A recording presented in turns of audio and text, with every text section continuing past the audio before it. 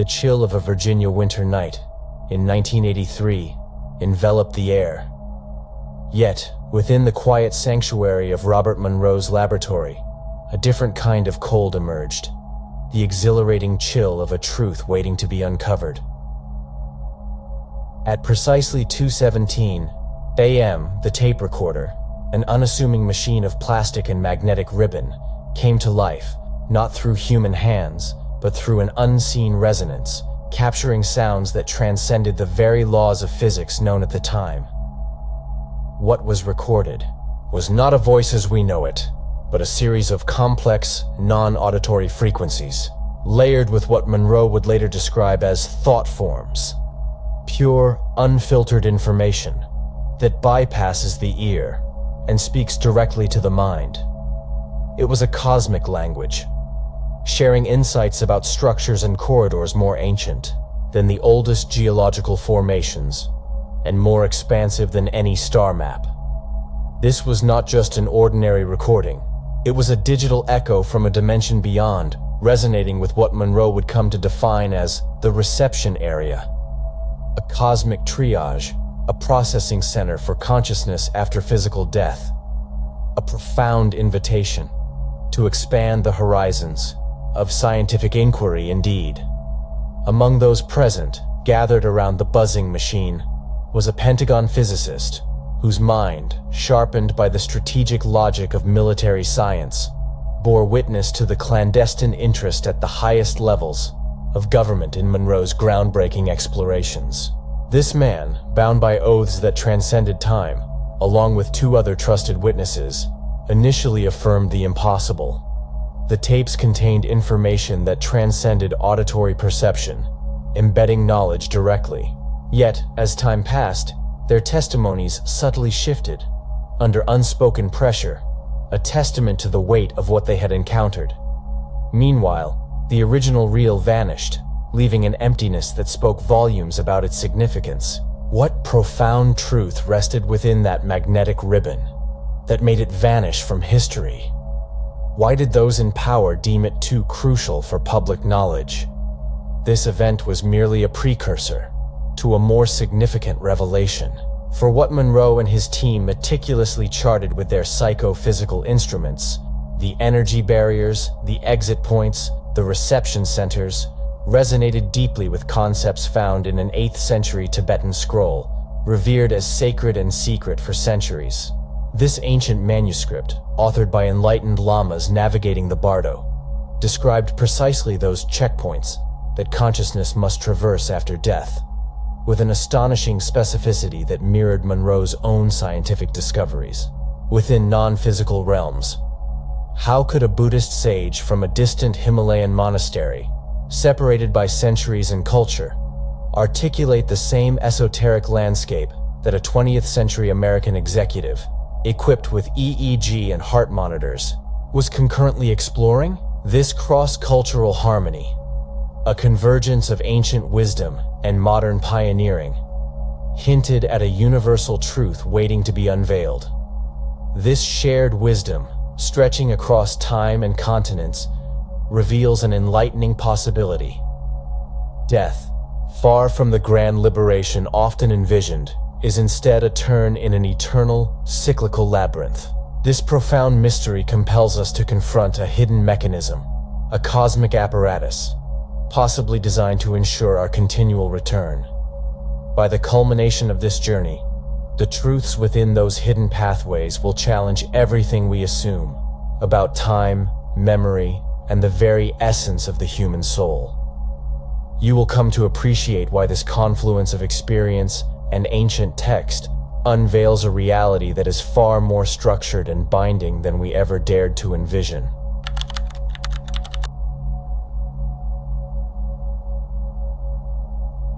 Long before out-of-body experience became a trendy phrase in popular culture, Robert Allen Monroe was quietly exploring the realms of consciousness and vibration. As an 11-year-old in Ohio, he pursued not baseball, but the elusive ghost, voices resonating through radio waves. He crafted intricate devices from scavenged materials, embodying the spirit of a young inventor driven by an insatiable curiosity and the quest for deeper truths. This marked the beginning of a remarkable journey into the hidden architecture of vibration, an invitation to uncover wonders beyond the ordinary. By 1947, Monroe had emerged as a prominent figure on Madison Avenue, creating joyful jingles for corporations. In the hustle of commercial life, he found solace in the quiet aftermath, engaging in sonic experiments that felt almost sacred. These endeavors were not mere hobbies.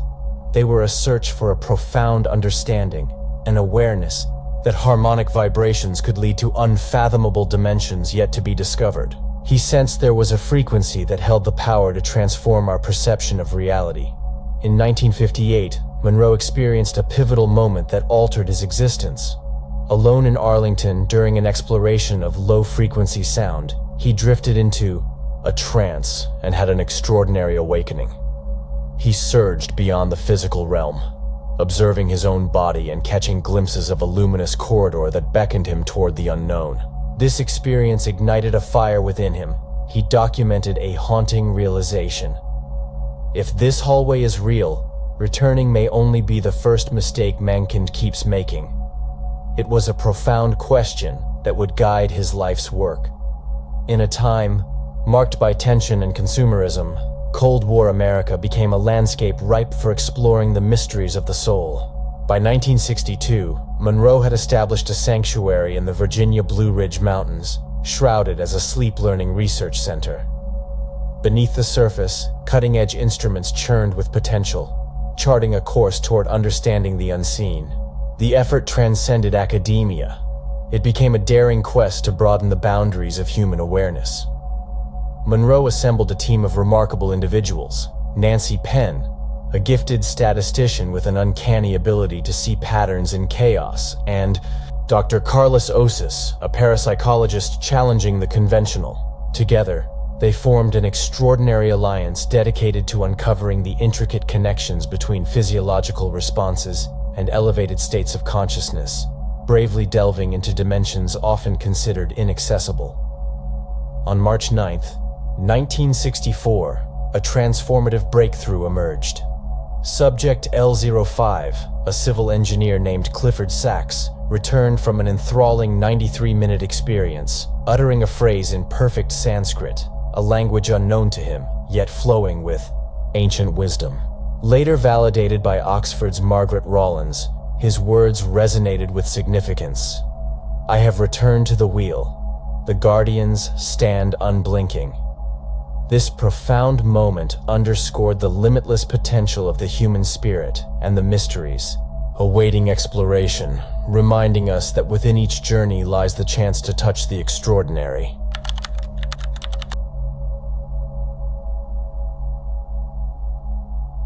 The envelope's warning, a poignant reminder from the guardians of unacknowledged truths, arrived too late to temper Robert Monroe's essential boldness. He was, by nature, an explorer, driven not by dogma but by an insatiable thirst for knowledge. At dusk on the designated day, he sent the technicians away, those cautious keepers of the ordinary, and closed the shutters against the autumn starlight, immersing the room in a deep, anticipatory gloom.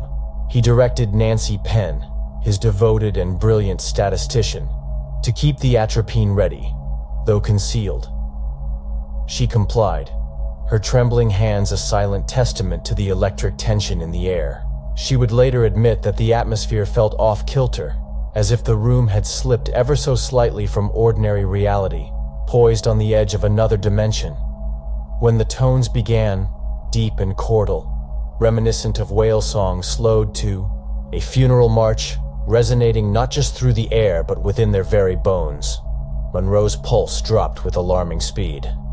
30 beats per minute, then 28, then a precipitous 23. The electrocardiograph, the impartial arbiter of biological life, flattened into a continuous line for 7 unbroken seconds, a void. At the 8th second, drawn forth from the very vacuum of non-existence, a corona of pale blue light burst around his supine body, visible to every naked eye in the lab. Carlos Osis, the exiled parapsychologist, gasped in astonishment, a primal cry of wonder. The lens of his Polaroid captured a halo. No lens flare, no trick of light could rationally explain. The image survives, edges tinged with time, a spectral artifact.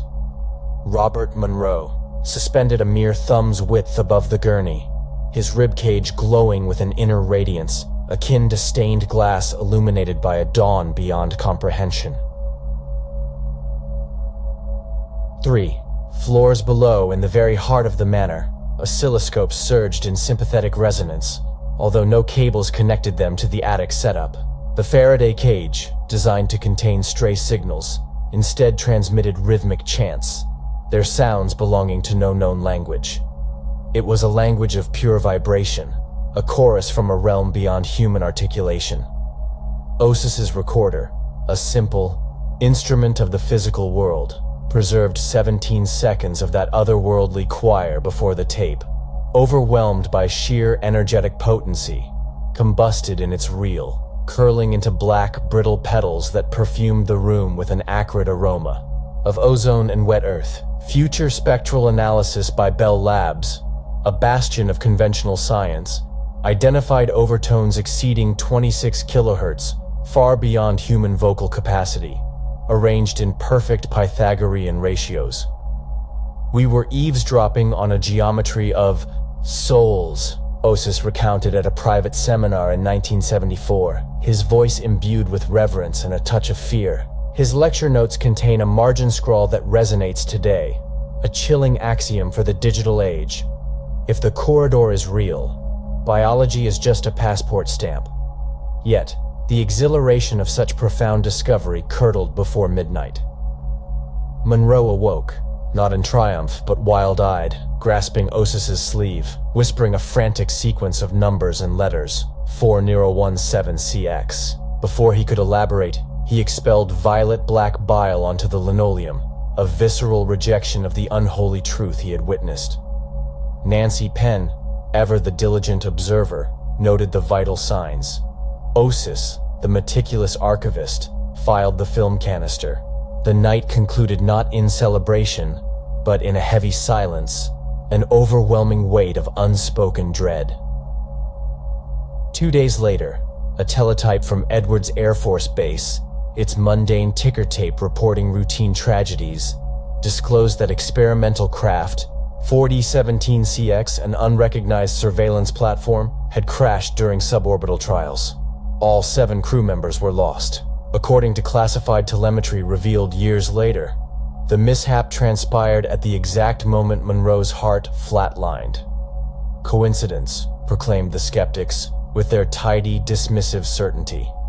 Sympathetic resonance counters anyone who has ever felt a loved one's name resonate in their bones at the moment of tragedy, an echo of a shared, unseen bond.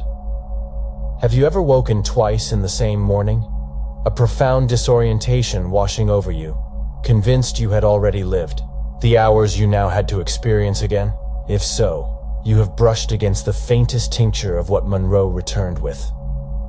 He spoke, not of heavenly realms or infernal depths, but of a disquieting cosmic administration. He described entities with featureless copper masks, standing beside a colossal, silently turning wheel. They shuffled human figures like ledger pieces, assigning destinies with detached precision, sending the meek to fields of forgetfulness and the inquisitive, the ones who dared to question, right back into swaddling cribs. Each soul, he shared, carries a barcode of unresolved questions, a spiritual debt.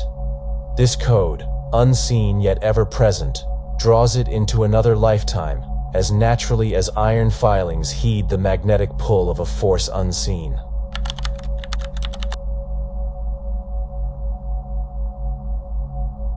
The night of Expedition ReZero arrived beneath a harvest-red moon, casting shadows across the Virginia foothills. This was not just a night for science, but a pivotal moment of destiny.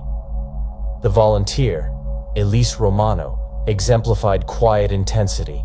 As a linguistics doctoral candidate, her early life marked by 2 cardiac arrests, she chillingly recalled, the ceiling of the ward better than her mother's face, highlighting her extraordinary connection with the veil between life and the unknown. Monroe prepared her with 48 hours of rigorous purification. Fasting to clear her body, white noise isolation to calm her mind, and a final, solemn warning. Do not look back if the corridor bends.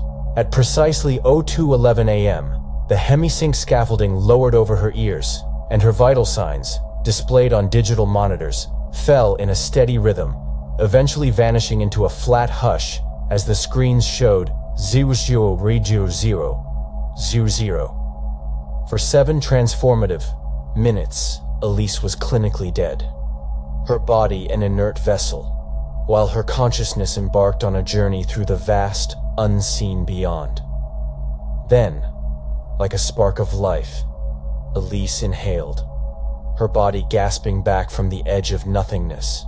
Her eyes flickered open, reflecting an otherworldly reality, and she spoke in fragmented tongues: Sumerian, French, Ainu, and an ancient Inuit dialect, delivering a chilling proclamation. The auditors have names, and one is the absence of name. With that, she exhaled a breath so cold it crystallized upon Monroe's spectacles. The thermometer dropped 12 degrees in mere seconds, the air thick with an unseen force. Osis noted, "We trespassed, and winter answered." This compelling image provoked deep reflection, confronting the viewer with the chilling presence of an otherworldly judgment. Then, security sirens shattered the silence, alerting agents who moved with surgical precision, their determination unmistakable. They confiscated recordings, syringes, and even the copper shielding, attempting to erase the memories of that night. Elise, enveloped in thermal blankets and with mercury-tinted eyes, was spirited away in an unmarked ambulance, disappearing into the night. No record of her exists in any hospital. Her graduate advisor filed a missing person report that remains unresolved, a mystery haunting bureaucratic corridors. What truly transpired when the corridor denied her return?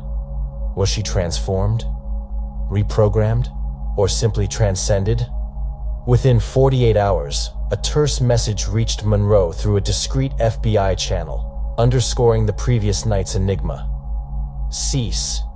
Your methods compromise Operation Evergreen. At the time, it was an abstract warning. However, declassified files, released under FOIA in 2019, revealed the startling truth. Evergreen was an intelligence project investigating anomalous re-entry phenomena, human echoes returning with unpredictable insights. Notably, one Evergreen memo admitted that several Cold War psyops were abandoned because operatives inexplicably reincarnated with intact memories, threatening national security.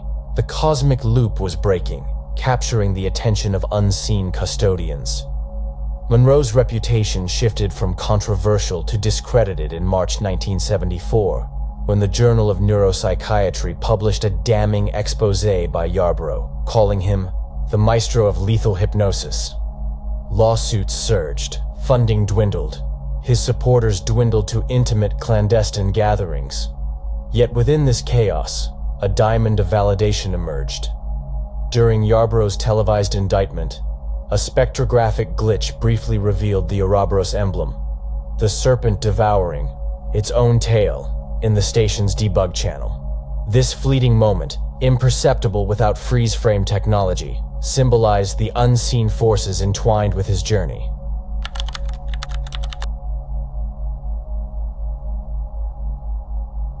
In the half-century since Monroe's violet ash drifted over the Blue Ridge shingles, the wheel he named has continued to creak, audible, faint, yet measurable, inviting us to listen closely.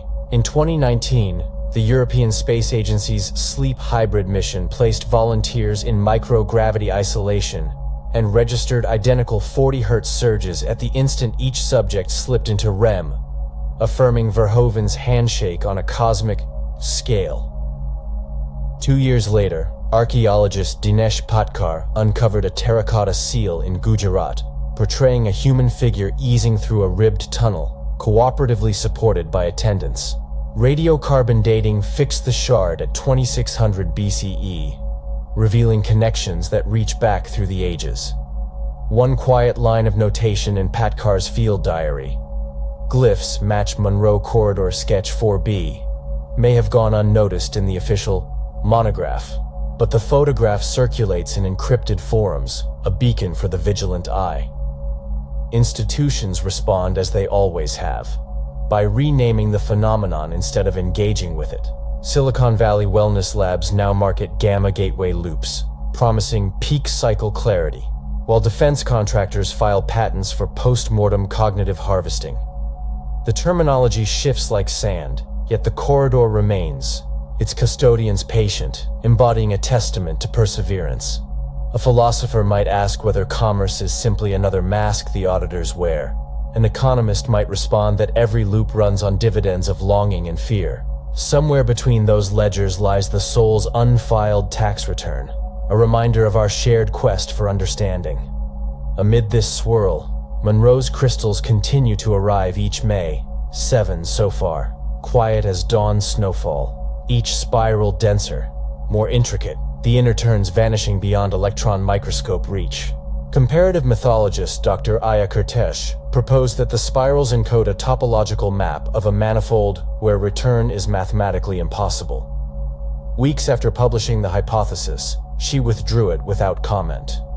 Yet her closing sentence lingers in cached drafts. Freedom may be less a door than a direction, one the auditors cannot pivot to follow, inspiring us to seek deeper truths. Thus, the legacy crystallizes, a fugitive radio producer, a corridor no eraser can smudge, an open question that pulls like lunar tide on the human breastbone. If the wheel is a holding pattern, then every act of clear remembrance, every lucid dream, every déjà vu shiver becomes a pressure point against its rim. Listeners who trace that pressure must choose: lean back into forgetfulness, or press forward until the spoke cracks, courageously embracing the unknown.